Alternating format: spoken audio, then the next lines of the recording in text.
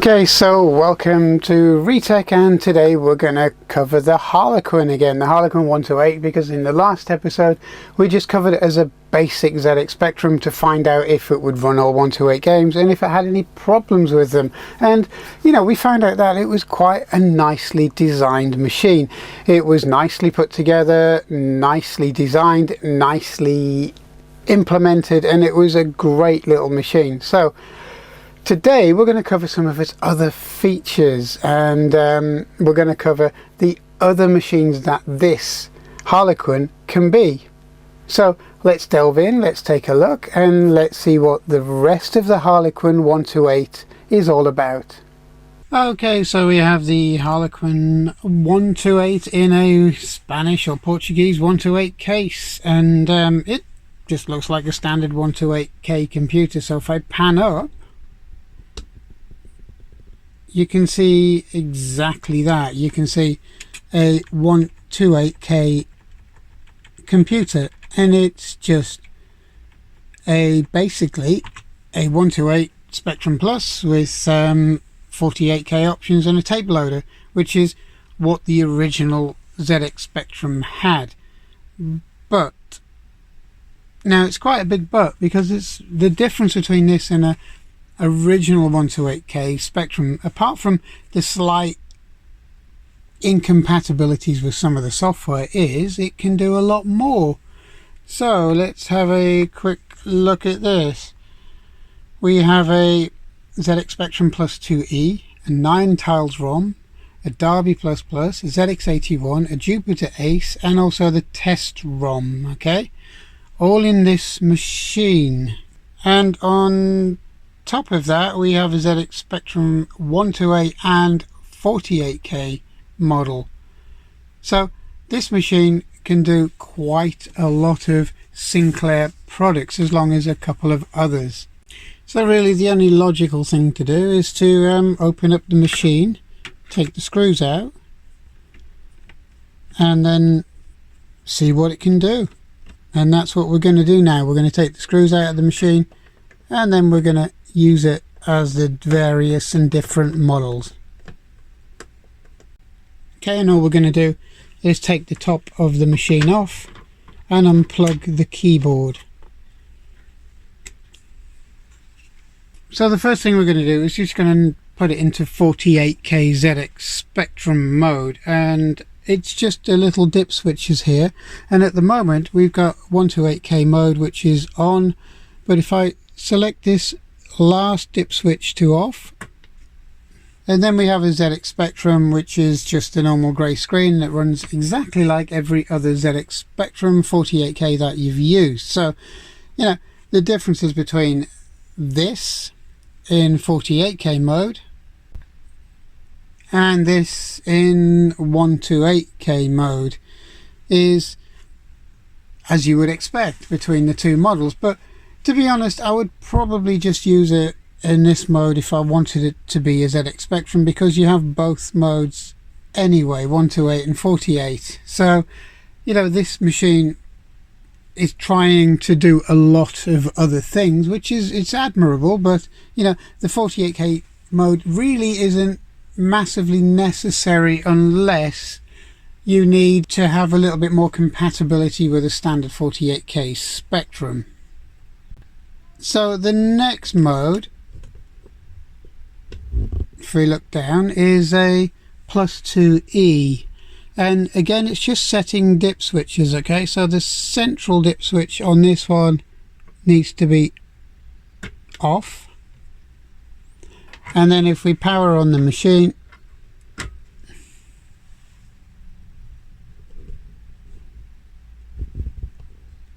you can see it's got +3 basic on here. So basically the +2E and the +3 use roughly the same basic, so this is why you have +3 basic, and then it's going to be compatible with the other +2 range of machines. So you've got kind of best of both worlds on here. So again, another string to its bow. This machine is incredible when you think of how many different variants this one board can be. Now the next version, as we pan back down to the machine, we're going to do a ZX81, and again it's 3 dip switch changes.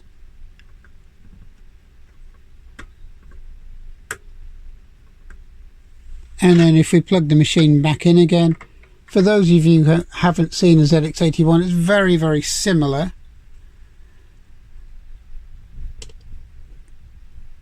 In front end to the original ZX Spectrum on its loader. Basically this is an emulated version. On a real ZX81 you just get the original grey screen with the little flashing K cursor, but with this one it's given you options, which is brilliant, because you can use a 1K ZX81, 16 or 32K ZX81 with the differing RAM pack, so it's given you every option. Okay, so again, and you've got a tape loader system, which makes it a lot easier. But if we put the top on and we go to, let's say, a 16K RAM pack version of a ZX81, this is what I was talking about. You get the original grey screen with your little K cursor down here, and then that's about all you get. And that's how the original ZX81 looked. You didn't get those options at the beginning, but because this machine's trying to do a lot more than a 1K ZX81, this is how it's functioning, and it's fantastic because you've got so far 4 machines in one unit. So let's see what else this machine can do. Okay, so we've removed the lid again. We're going to unplug the power. I've kept the cables plugged in because it's easier to demonstrate the machine rather than straining the cables all the time. And the next one is a Jupiter Ace. Okay, so there's only one dip switch to change, which is moving this to the on switch. And then if we power the machine back on again,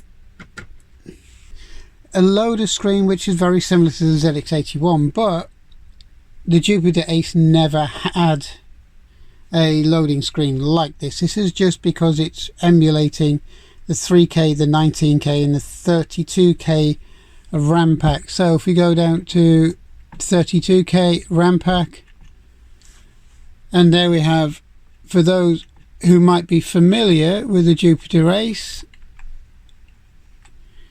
it's a black screen with your decals or your letters in white, and that's how this machine ran. So you now got a Jupiter Ace machine as well, which is great. There's not a lot of software around for a Jupiter Ace, but it'd be nice to get hold of some and to try it out on this machine, which is going to be my next kind of move. But this is the machine. We're trying to show off the machine, and this is the capabilities of this machine. And the last one is a 9 Tiles ROM, so 9 Tiles Networks ROM. And it's basically, if I just use the keyboard on here,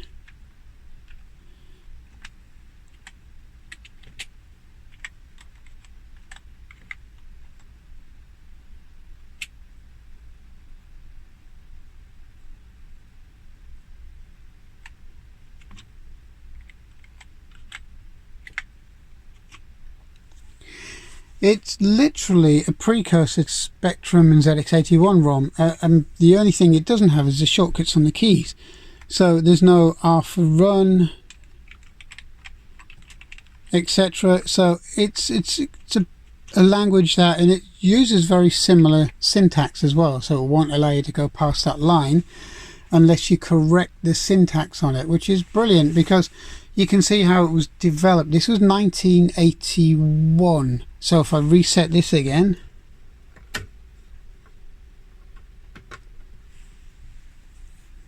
you can see the date as 1981, 9 Tiles Networks.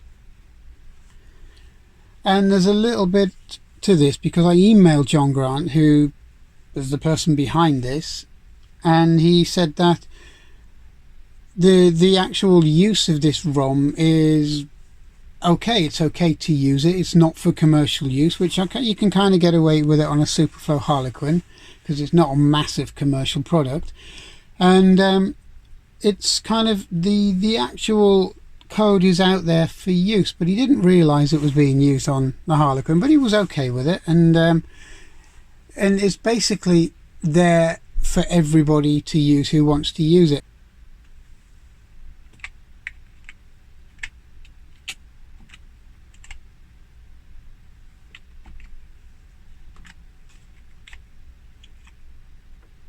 And as you can see, I've just typed beep 10,10, the screen's gone blank. It's doing the sound, but obviously this Harlequin as it stands doesn't have sound unless you plug in speakers, but it's come back with the OK01. Now, playing around with this ROM, it's basically the ZX Spectrum ROM, which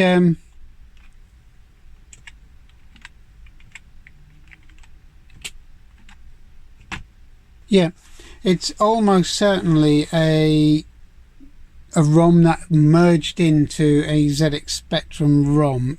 So it's a very early ROM, and it's a very early precursor to the ZX Spectrum machine itself. So it's worth playing around with. But so far, weird things work on it, such as beep for the sound, but paper, ink, and I'm not sure if border actually works, but we'll give it a try.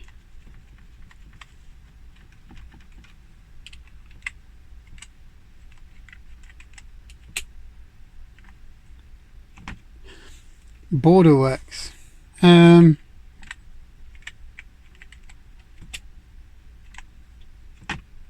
Paper, no. So it's a precursor to the ZX Spectrum. So beep, border, few of the commands work. The basic structure seems to be there, and it seems like it was kind of added on to make the ZX Spectrum ROM. So yeah, it's an interesting little thing. And as I said, John said in his email that it's, you know, it's available to use if you have a copy of it. So, you know, he wasn't actually that fussed about it being on this machine. And at the end of the day, it's a great kind of amble into the ZX Spectrum. It's a great piece of history. So even if you have another ZX Spectrum and you want to play around with the Harlequin, it's worth, in my mind, to have this running on a physical machine. So yeah, it's a fantastic piece of kit. Now the final option you have on this is the test ROM. So if I unplug this, and you will go through showing you what the test ROM does, and it's only one configuration change on the jumpers. And if we plug it back in, and we get back to the diagnostics ROM, and this is how, once you've built your machine, if you do build one of these, then it's basically let the test ROM do its thing to make sure that the machine actually functions. And as you can see, it goes through everything that it should do, including the base memory and the lower memory, and all it's doing is making sure that everything works, and it goes through into all of the diagnostics that you want to do on there. So let's set it up as back to a standard ZX Spectrum 128, because that's mainly what I'll be using this machine for. But I'm going to play around with that 9 Tiles ROM a little bit more, and maybe come back with exactly what it can do.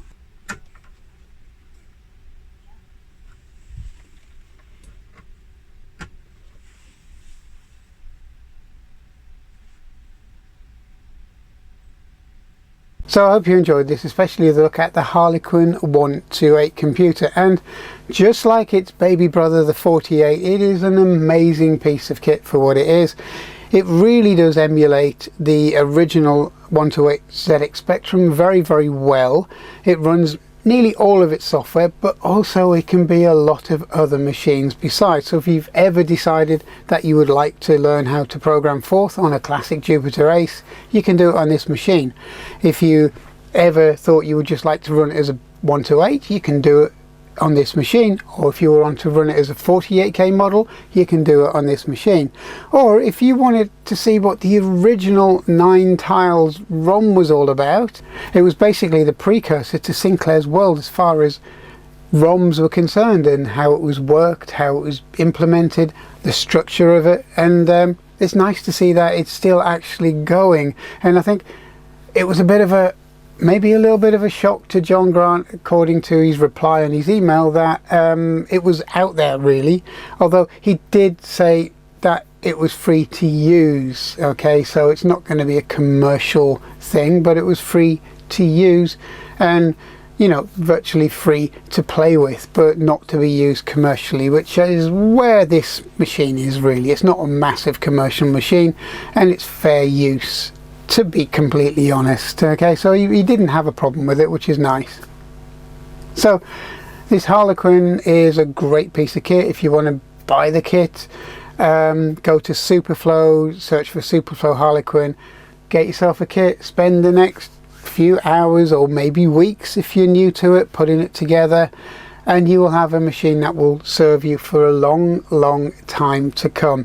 And use it with a Div MMC or a Tapino or a Max Duino or something very similar to that, to load and save your software onto it, and it becomes a much more rounded product. Okay, so thanks for watching, thanks for listening. I'm glad you tuned in to see the second part, and I hope you tune in to see our Retro Hour channel.